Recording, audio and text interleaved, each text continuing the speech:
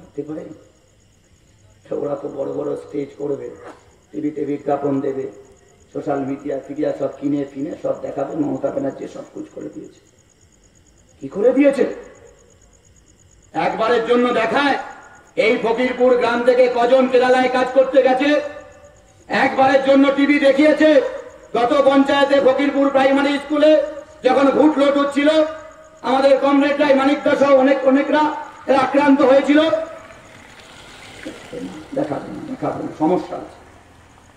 আসলে ওরা দেখেছে আমরা যখন ইনসাফ যাত্রা করেছি, ওই সাদা লাল ঝান্ডা নিয়ে মীনাক্ষীদের নেতৃত্বে যখন গ্রামে গ্রামে মহল্লায় গঞ্জে আমাদের পদযাত্রায় গিয়েছে, কাতারে কাতারে যুবক তারা সোশ্যাল মিডিয়ায় কেরালা থেকে, কর্ণাটক থেকে, অন্ধ্রপ্রদেশ থেকে ছুটে চলে এসেছে একবার ইনসাফ যাত্রায় পা মেলাবে বলে।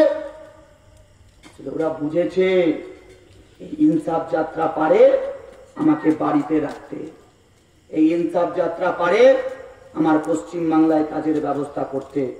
আমার বাচ্চা ছেলেটাকে ছেড়ে আমাকে বাইরে থাকতে হবে না, আমার বউকে সংসারকে ছেড়ে বাইরে থাকতে হবে না।